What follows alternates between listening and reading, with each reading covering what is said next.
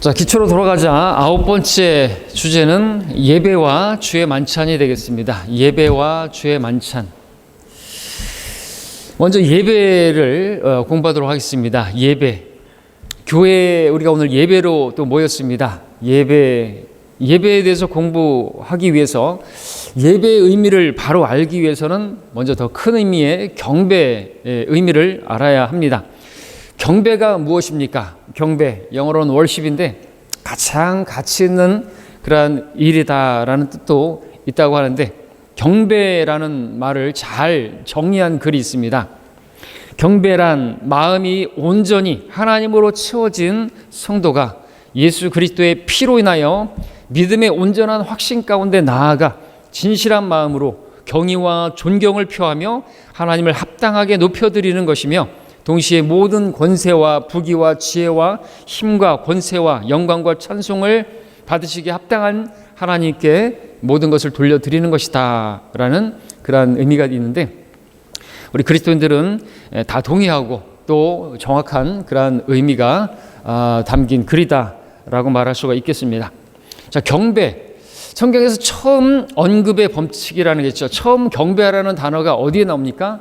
거기를 보게 되면 그 경배가 무엇을 우리에게 의미하는지를 보여주는데, 첫 번째 나오는 경배, 창세기 22장을 함께 보겠습니다. 22장을 보게 되면 처음으로 경배라는 단어가 나오고 있습니다. 언제 나오고 있습니까?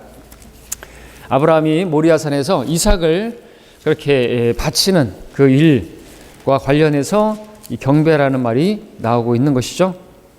창세기 22장 5절을 보겠습니다. 아브라함이 그의 청년들에게 말하기를 너희는 나귀와 함께 여기에서 머물라 나와 아이는 저기로 가서 경배드리고 다시 너희에게로 돌아오리라 그랬습니다. 아브라함과 이삭이 경배드리고 다시 돌아오겠다라고 말하고 있는 것이죠. 그래서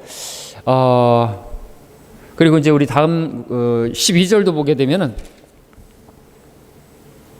12절에서 아브라함이 눈을 들어 2절 12절 그가 말하기를 내 손을 아이에게 대지 말고 아무 일도 그에게 하지 말라. 내가 내 아들 내 독자라도 내게 아끼지 아니하였으니 나는 이제 내가 하나님을 두려워하는 줄 아노라 하더라 그랬습니다. 아들 독자와 관련해서, 그리고 이것은 예수 그리스도께서 바로 하나님 아들 예수님께서 독생자로서 십자가에 그렇게 죽으시고 다시 살아나게 될 것에 대한 모형이 되었던 것이죠. 그래서 우리가 드리는 경배는 신약적으로 본다면 우리 주 예수 그리스도의 피의 공로를 의지해서 그분의 그 희생의 근거에서 반드시 경배는 바로 그 피가 거기 있어야 되는 것이죠. 아벨의 피가 아벨의 피가 아니라 아벨이 드린 어린 양의 피가, 아벨이 죽음으로써 또 피를 흘렸지만 아벨의 제사를 하나님께서 받으신 이유가 바로 그 피에 의한 그러한 제사였기 때문에 그렇습니다. 속죄와 관련된 것이죠. 나로 인해서 어린 양이 죽는 그거와 관련해서, 그래서 우리가 어린 양의 피로 구원을 받았기 때문에 우리가 그분을 경배하는 것은 당연한 것이고 합당한 것이고, 그 합당한 그 일 가운데 또한 예배가 있는 것입니다. 그래서 이제 그러한 경배를 드리는데, 신약의 경배는 어떻게 드리는 것인가? 이제 우리 요한복음으로 가서 보게 되면 경배를 어떻게 드리는 것인가? 요한복음 4장에 보겠습니다.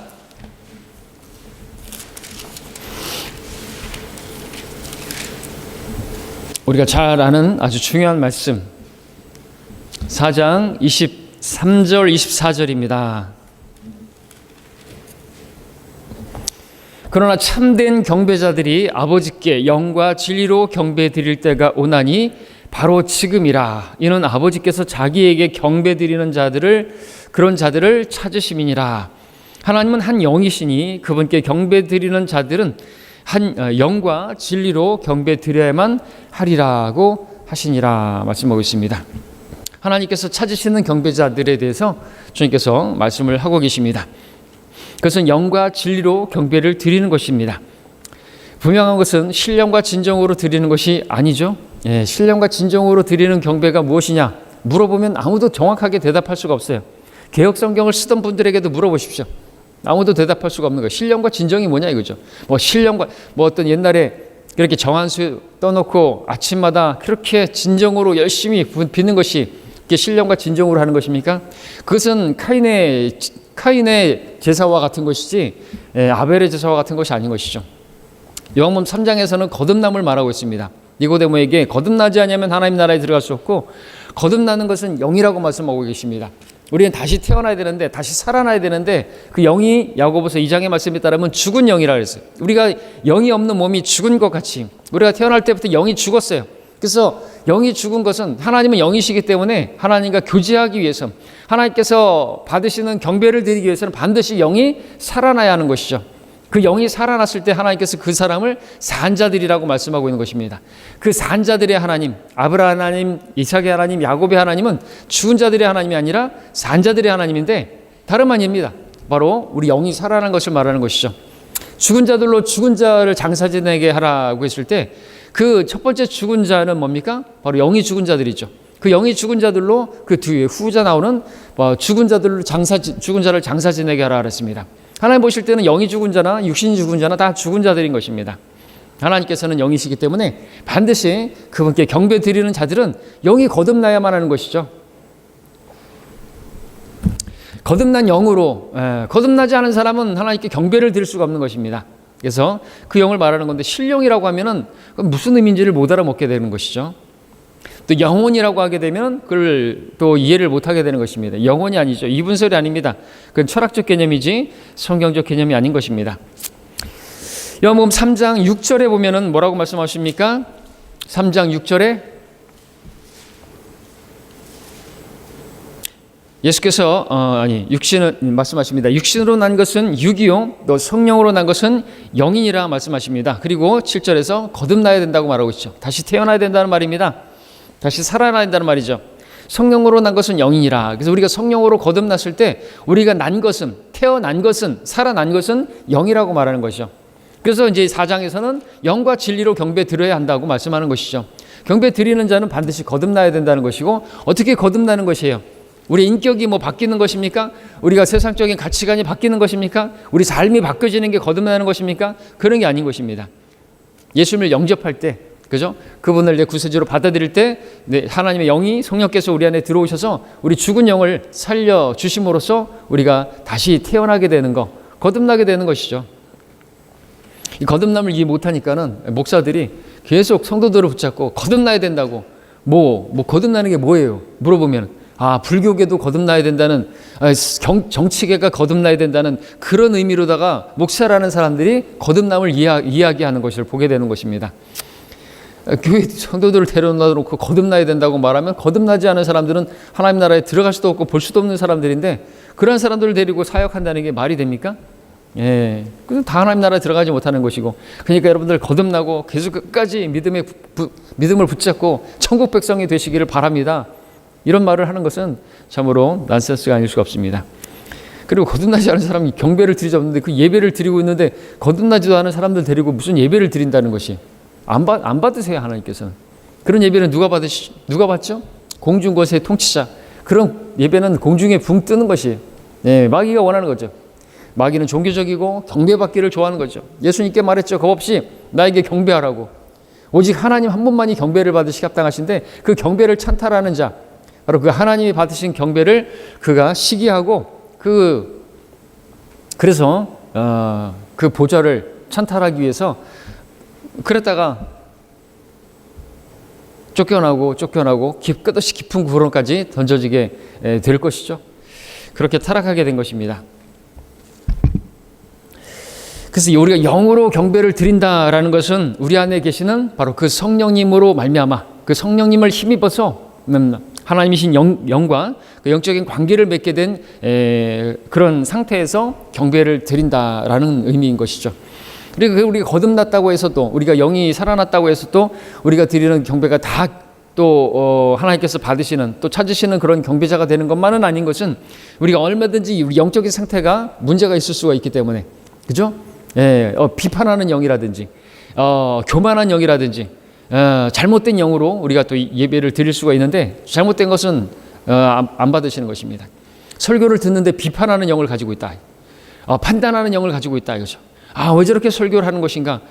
예배 분위기가 왜 이런 것인가? 왜 굳이 뭐 이렇게 예배 방식을 하는 것인가? 왜 순서가 이러한 것인가? 뭐 찬양은 왜 이렇게 많이 부르는 것인가? 왜 일어났다 앉았다 이렇게 자꾸만 하는 것인가? 그런 것들을 가지고 있는 그런 영은 바른 영이 아닌 것이죠. 실제로 그렇게 비판하는 영을 가지고 설교를 듣고 예배에 참석한 사람들 하나님께서 안 받으시고 그러한 사람들은 결국에 쫓겨나는 것을 보게 되는 것입니다. 교회에서. 그래서 항상 우리가 예배 전에 준비를 해야 되겠죠. 내가 교만한 가운데 있지 않는가? 내가 바른 영으로 예배를 드리는 그런 상태에 있지 않다면 바른 영으로 예배를 드리기 위해서 예배 전에 준비해야 되고, 그리고 우리가 경배를 드리기 앞서 주일에 와서 우리가 먼저 기도를 하잖아요. 교회 와서 먼저 그런 것들은 준비하는 것이고, 또 우리가 뭐 준비 찬송이라고 하지만 찬송은 하나님께 드리는 것이지 사실 준비 찬송이라는 게 어디 있겠습니까? 근데 준비 찬송이라는 게 뭐예요? 우리가 경배 드리를 마음의 준비를 하는 것을, 영적인 준비를 하는 것이 필요하기 때문에 그런 준비 찬송을 드리는 것이죠. 찬양을 드리면서 내가 세상적으로 또 6일 동안 살면서 그렇게 어떤 것들이 있다면 자백하고, 또 주님의 그 사랑을 기억하고 은혜를 회복하는 그런 의미로 또 우리가 이제 찬양을 드리는 것이죠. 영적인 준비를 하는 것입니다. 그 다음에 진리죠. 진리. 영과 진리로. 그래서 우리가 하나님께서 받으시는 경배를 드리기 위해서는, 하나님께서 찾으신 바로 되는 그러한 경배자가 되기 위해서는 반드시 진리로 경배를 드려야 되는 것입니다. 진리가 뭐죠? 요한복음 17장에서 뭐라고 말합니까? 요한복음 17장 17절에서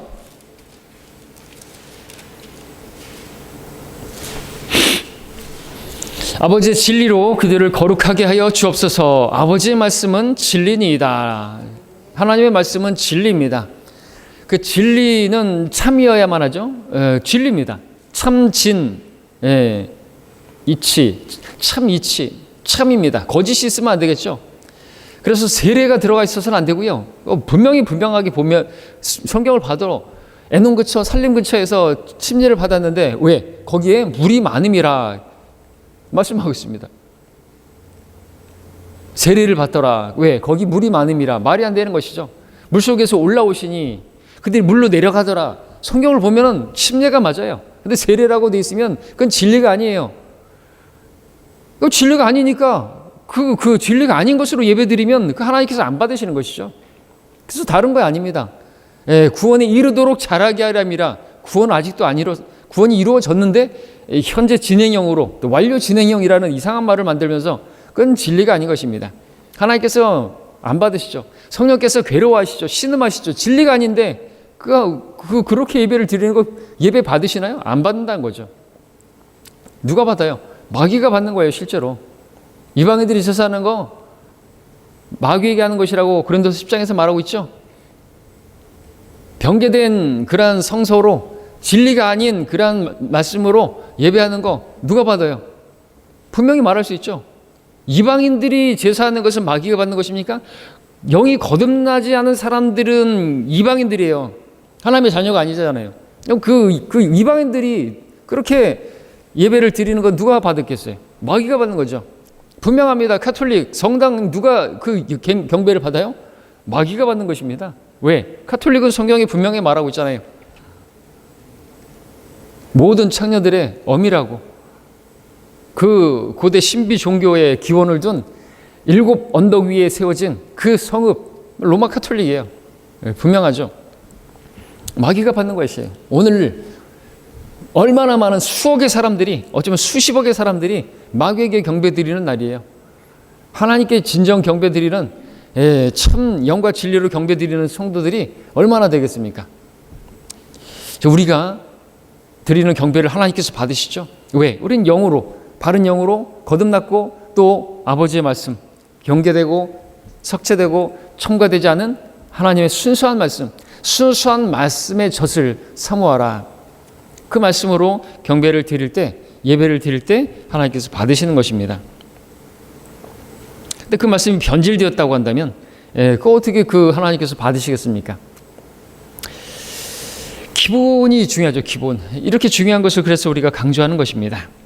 자, 영과 진리로 경배할 때 하나님께서 받으신다. 자, 그런데 이제 경배의 대상을 한번 보겠습니다. 경배의 대상은 누구입니까? 당연히 아버지 하나님이시죠. 요한복음 4장을 보겠습니다. 요한복음 4장.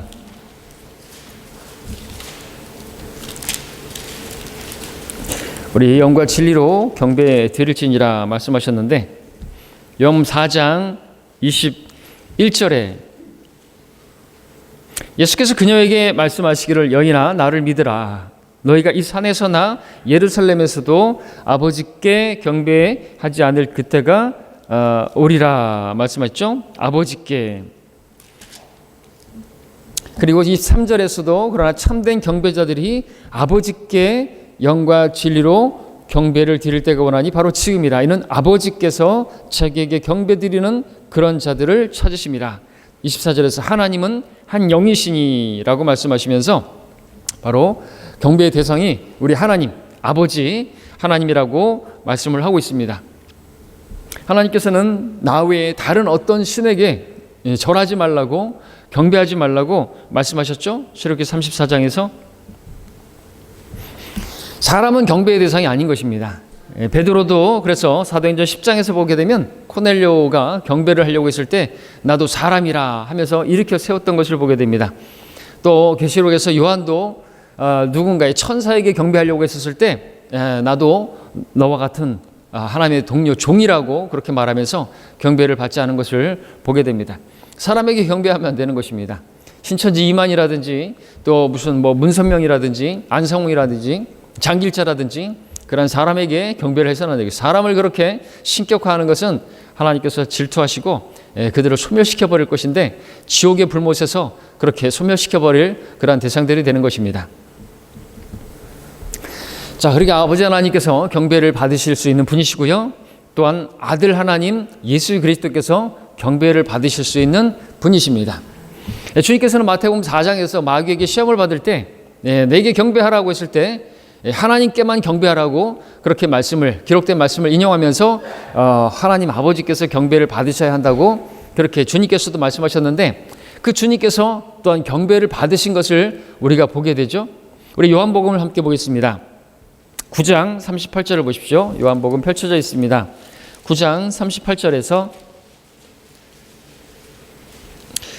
자, 소경이 눈을 떴을 때 주님께서 그를 만나고 그를 치유시켜 주셨을 때 예수께서 그에게 말씀하시기를 내가 그를 보았거니와 너와 말하고 있는 이가 그니라고 하니, 그때 그가 말씀드리기를 주여 내가 믿나이다 하고 주께 경배하더라. 개역성경에는 뭐라고 되어 있죠? 이 주라고 되어 있지 않고 예수께 이렇게 되어 있는 것으로 기억하는데, 예수님께서 누가복음 24장에서도 그렇죠? 강도에게도 말씀하셨고, 그랬을 때 강도가 주여 주의 나라에 임하실 때 나를 기억하소서 그렇게 말을 했는데 예수여 라고 말을 했습니다. 예수님의 신성을 그렇게 격화시키고 있는 것이죠. 예수님은 하나님이시기 때문에, 주이시기 때문에 경배를 받는 것이 당연한 것이고, 그래서 이 눈뜬 소경은 그분을 경배했던 것입니다. 예수님이 바로 하나님이신 것을 보게 된 것이죠. 우리도 마찬가지입니다. 많은 사람들은 예수님이 4대 성인 중에 하나라고, 사람에 불과하다고 그렇게 알고 있지만 아닌 것입니다. 우리는 눈을 뜨게 되었습니다. 우리도 그전에는 4대 성인으로 알았을지 몰라도 우리는 그 예수님께서 그런 성인 중에 하나, 그 정도가 아니라 바로 하나님이신 것을 알게 된 것이죠. 눈을 뜨게 된 것이죠. 그래서 우리는 바로 주 예수 그리스도, 그분이 하나님이시요 그분이 바로 여호와 하나님이신 것을, 삼위일체 하나님이신 것을 알고 우리가 그분을 경배하는 것입니다. 왜? 눈을 열어주셨기 때문에 그렇죠. 사도 바울도 눈을 뜨지 못했었을 때, 그죠? 그렇게 예수님을 박해하고 바로 교회를 박해하고 그랬었지만 눈을 뜨고 났을 때 그분을 경배했고 그분을 주라고 그렇게 고백했죠. 주여 누구시니까? 주여 내가 무엇을 하기 원하시나이까? 그의 눈 위에서 비늘 같은 것이 떨어지고 그 이제 복음을 선포하는 그러한 사람이 되었던 것입니다. 자, 그러면 성령님 이제 남았죠? 아버지 하나님, 아들 하나님, 성령 하나님도 경배해야 되는가? 우리가 아버지 하나님, 아들 하나님, 성령 하나님, 그 삼일체 하나님으로서 그렇게 성령님을 경배할 수는 있겠지만 성경에서 직접적으로 성령 하나님께 경배를 드리는 또 그렇게 드리라는 말씀은 나와 있지 않습니다. 그래서 우리가 뭐 성령님이여 우리의 예배를 받으시옵소서 이런 식으로 표현하지는 않습니다. 삼일체 하나님으로서 그렇게 경배를 받으실 수는 있는 분이시겠지만 성령님의 지상 사역은 뭡니까? 모든 진리로 우리를 인도하시는 분이시고 그리고 내 것을 받아서 예수님께서 말씀하시기를 내 것을 받아서 그렇게 주님을 영화롭게 해드리는 그러한 요한복음 16장을 함께 보겠습니다. 요한복음 16장 13절 14절을 보십시오.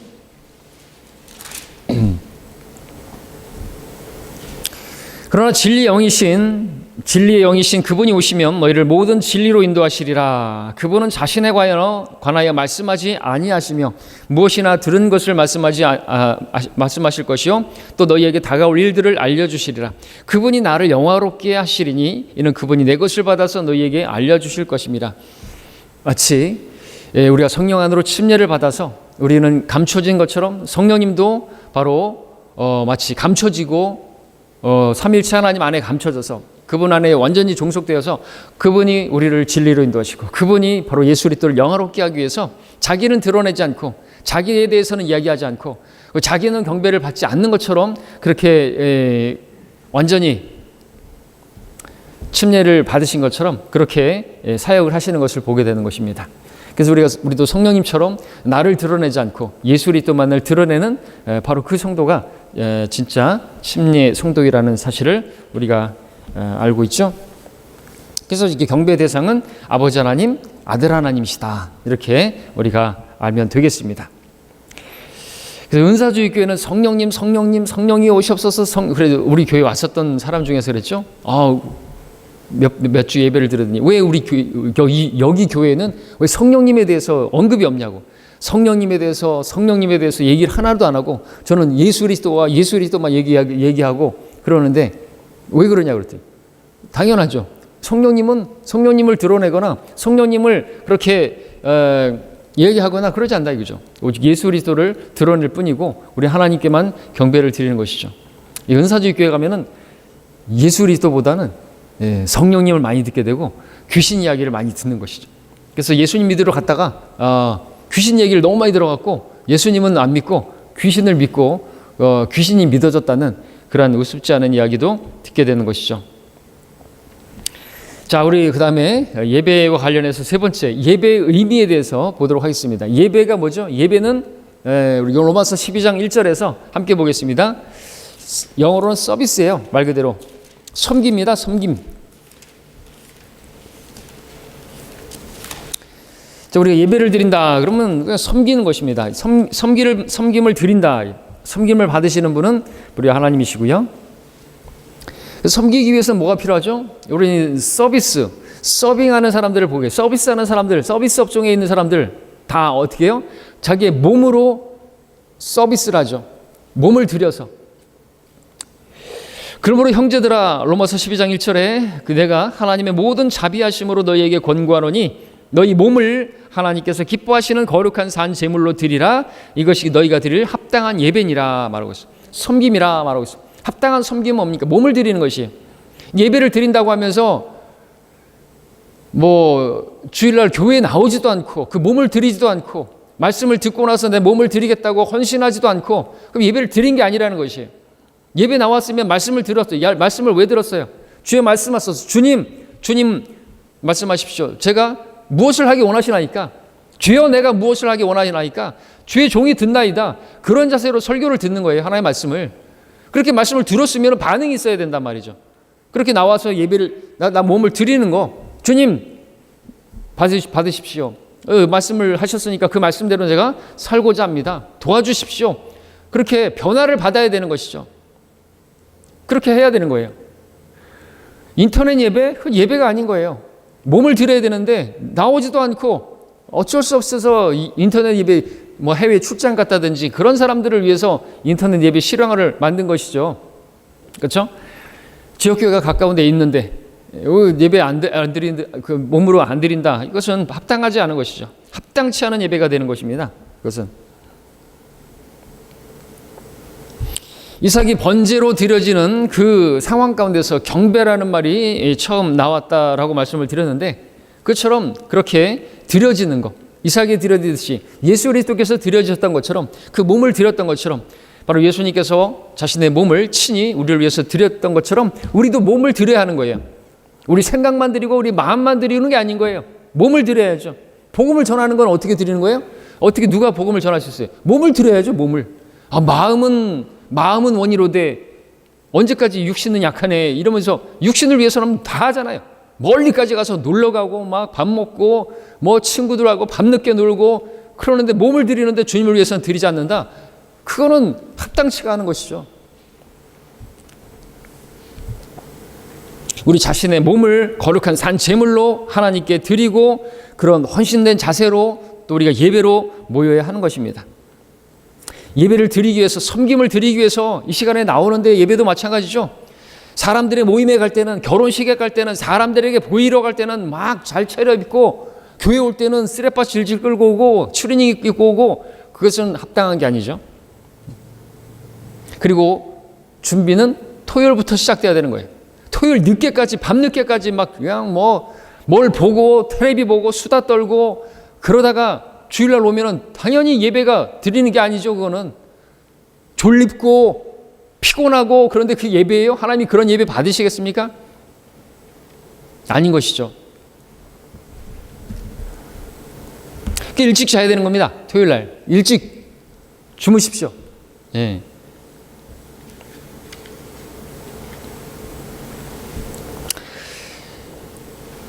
자, 성도는 예배를 계기로 죄와 성별되고 점도 없고 흠도 없고 드려지는 제물로 그렇게 제물이 되도록 하는 그런 자세가 갖춰지는 것이죠. 예배 전에 하지 못했다고 한다면 예배를 마치기 전에 헌신을 시간을 통해서 그렇게 자백할 것이 있으면 자백하고 또 그렇게 주님께 성별된 세상과 분리되겠다고 하는 그러한 것들을 회복하는 것이 필요한 것입니다. 아무튼 예배에 신실하지 못한 사람은 신앙생활이 온전할 수가 없는 것이죠. 예배를 제대로 드리지 못하는 사람이 다른 어떤 것도 열매를 맺을 수가 없는 것입니다. 예배를 드릴 때 나 몸을 드려야죠. 그래서 하나님 앞에 나오는 것이에요. 목사 앞에 나오는 게 아니고 나오셔서 예배를 드리는 거예요. 섬김을 드리는 거예요. 내 몸을 드리는 겁니다. 뭐 다리가 불편하시고 그러신 분들은 어쩔 수 없이 그냥 앉아서 그렇게 헌신하셔도 되지만 무릎을 꿇으시라 이거죠. 그럼 그 자리에서 무릎 꿇는 것도 힘드시다고 한다면 밖으로 나와서라도 어떻게 형태로든지 간에 앞으로까지 나오는 게 교회가 너무 커가지고 앞에까지 나오는 게 힘들다 그러면 복도에 나와가지고 그렇게 나 자신을 움직이는 것이 필요한 것이에요. 그게 예배입니다. 자, 그 다음에 크게 네 번째, 예배는 어떻게 드려야 되는가, 그 방법에 대해서 보겠습니다. 자, 예배는 경건의 모양만 있는 그런 형식적인 것은 하나님께서 원치 않죠. 형식적인 것이 형식적인 건 좋지 않죠. 형식적인 것. 근데 형식 자체는 나쁜 게 아니에요. 형식은 있어야 되죠. 형식주의가 잘못된 것이죠. 형식은 있어야 됩니다. 율법이 잘못된 건 아니죠. 율법이 나쁜 게 아니죠. 율법은 선한 것이죠. 근데 율법주의가 나쁜 것이죠. 마찬가지로 주의로 빠지는 것이 잘못된 것이지 형식은 필요합니다. 저는 우리가 모든 일에 품위 있고 질서 있게 하라 그랬잖아요. 모든 일에 있어서 예배를 그래서 우리가 드릴 때도 기본적인 틀이 있고 형식이 있는 것이죠. 그래서 찬양을 하고 그다음에 대표 기도를 하고 그다음에 이제 특성을 하고 그다음에 헌금을 하고 설교를 하고 그 전에 광고하고 이제 그리고 헌신하는 시간을 갖고 마지막에 찬양으로 마치고 폐회 기도로 마치고 그러한 형식은 필요하단 말이죠. 너무 형식적이다. 그렇게 말하면 안 되는 것입니다. 모든 일에 질서가 있어야 된다고 말씀하고 있어요. 예배에 있어서도 마찬가지죠. 너무 형식적인 게 어디예요? 로마 카톨릭 같은 데 보면은 또 거기는 엄청나게 일어났다 앉았다도 많이 하고 그렇게 함으로써 그렇게 많이 하면 또 자기네들이 또 되게 경건해 보이는 척 보이기 위해서 그렇게 하는 것들을 보게 됩니다. 그걸 또 흉내내는 제도화된 그런 교회 예배를 보게 되면 또 그런 형식주의에 빠져 있는 것을 보게 되죠. 거기다가 방언이 막 난무하고 막 경배와 찬양한다고 CCM하고 막 드럼 치면서 그런 그런 예배는 하나님께서 받으시지 않습니다. 믿지 않는 사람이 봐도 하나님이 저렇게 푸닥거리하는 방언하고 미쳤다고 말하지 않겠느냐.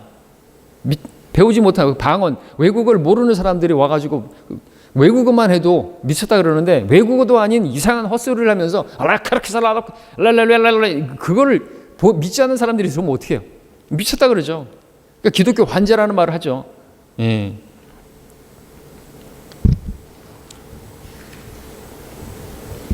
제 사촌은 교회 새벽기도 새벽에 어디 일 가다가 그 교회 장로교회에서 막 그 방언하고 막 울고 불고 막 그러는 막 통성으로 기도하고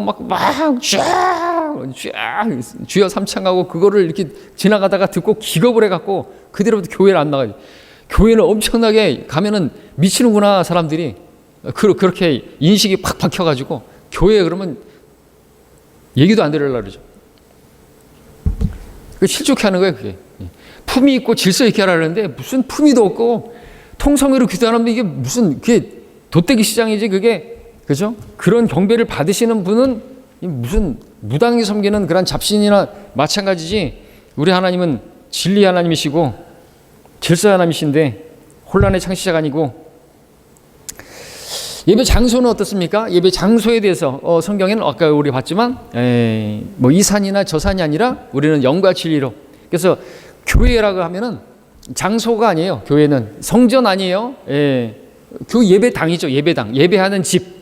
예배는 섬김이기 때문에 그렇게 예배 드리고자 하는 사람들이 모인 곳이 주님의 이름으로 모인 곳이 바로 교회가 되는 것입니다.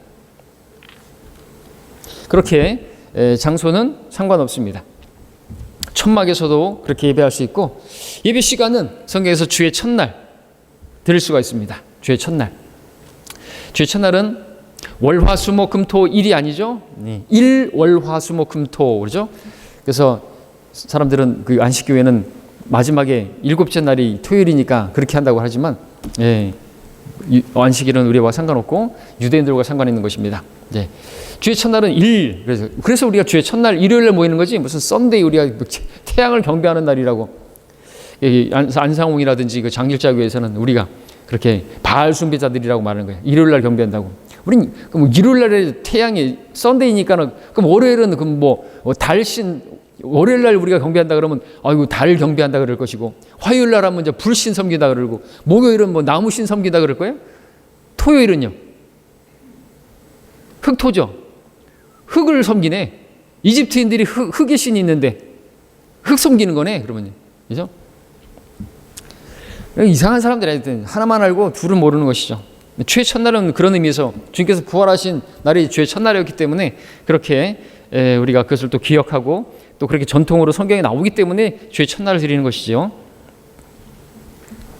예배의 요소에는 분명히 찬송이 있어야 됩니다. 찬양은 입술의 열매라 그랬으니까 우리가 구원받았다면 합당하게 드려야 하는 것이 바로 찬송이고 기도고 헌금이고 헌금은 또 예배 가운데 드려야 되는 것이 우리 헌금은 우리가 헌신의 한 부분이기 때문에 예배는 섬김이고 우리가 그 섬김도 물질로 드리는 것이기 때문에 헌금 가운데 들어가야 되죠. 실수 있게 품위 있게 해야지 뭐 할 사람 하고 말 사람 말고 헌금 바구니 뒤에 갖다 놓고 그렇게 하면은 질서도 없는 것이고 섬김의 기회를 주는 것이에요. 그렇게 헌금 시간을 갖는 것은 그것이 질서 있는 것이고 그것이 헌신의 한 부분이기 때문에 하는 것이지 뭐 돈 거두려고 하는 거 아니죠. 약간 삐딱한 사람들이 그런 걸 가지고 문제 삼고 꼬투리 잡아가지고 어떻게든지 간에 결국엔 교회 떠나려고 하는 사람들이에요. 자기가 딱 교회 하고 싶어서 그런 사람들이 꼭 있는 것이죠. 그 다음에 그 교회 예배에는 설교가 있습니다. 말씀. 사도행전 20장 7절에 보니까 한밤중까지 그렇게 또 설교하는 것을 보게 되고요. 또 그 설교는 하나님 말씀으로 받는 것입니다. 데살로니가서 2장 13절에서 바울의 설교를 사실 그대로 살아계신 하나님의 말씀으로 받아야. 그랬으니 믿는 그들 가운데 효과적으로 역사했던 것을 보게 됩니다. 사람이 전하지만 목사가 전하지만 하나님 말씀으로 받는 것이 그것이 합당한 것이죠. 헌신이 있어야 됩니다. 그리고 또 교제. 선포된 가운데 그 말씀을 통하여 또 우리가 교제를 나누는 것입니다. 그래서 교제는 예배 후에 그 예배의 연장선상에 있는 것이다 이렇게 말할 수가 있습니다. 그래서 예배를 드리고 나서 선포된 말씀을 가지고 그 말씀을 받은 것을 가지고 교제를 나누는 것이 가장 합당한 것이죠, 사실은. 근데 일반 교회들은 어떻습니까? 예배가 딱 끝나자마자 나가가지고는 김 사장, 박 사장 하는 일은 잘 되는가? 어떻게 요번에 어떻게 뭘 했다 그러는데 잘 됐는가? 그러면서 세상적인 이야기하고 배추가 어디가 싸네 이런 얘기하고, 물론 그런 게 나쁘다거나 그런 게 전혀 하지 말아야 된다 그런 것만 하면 육신적이다 이렇게 또 말하면 안 되겠지만, 예배가 끝나고 나가지고 성도들 간에 교제할 때, 그죠? 그리고 또 우리 오후 예배할 때, 아니면 그 다음 주 지나가지고 또 할 때는 지난주의 말씀을 통해서 어떻게 살았고 이런 것들에 대해서 또 대표기도 한다든지, 그죠? 오후 예배 때 오전에 이런 말씀을 들었습니다. 주님 그런 말씀을 또 깨닫게 하시고 또 헌신하게 하시니 감사합니다. 이렇게 기도하는 것이 또 합당하죠. 그렇게 기도하면 다른 성도들이 그 기도를 들 때 다시 한번 또 되뇌이게 하고 다시 곱씹게 되고 그렇게 하는 것이죠. 다른 기도하는 것보다 그런 것들 있잖아요. 교제할 때도 마찬가지라는 거죠. 성도들도 교제할 때 다른 얘기할 게 아니잖아요. 특별히 바로 전에 그렇게 예배 가운데 주셨던 그 말씀으로 그렇게 어떤 깨달은 바가 있다면, 또 어떤 부분들을 나는 그런 부분에 있어서 자백했고, 그렇게 이 얼마나 좋은 그러한 시간입니까? 그런 시간으로 교제를 사용하는 것이 또 필요합니다. 그렇게 함으로써 또 자기가 깨닫지 못한 부분들에 있어서 다른 성도들이 간증을 통해서 듣게 되고, 또 예배의 어떤 그 필요한 부분에 있어서 또 충족이 되어지니까 나 자신을 드려야 되겠다, 그런 부분에 있어서 나도 드려야 되겠다 하는 그런 마음도 가지게 되고 하는 거 아니겠습니까? 자, 주의 만찬은 이 시간이 안 돼서 다음 시간에 그렇게 또 공부하도록 하고요. 여기까지 우리 예배에 관해서, 경배에 관해서 공부를 했습니다.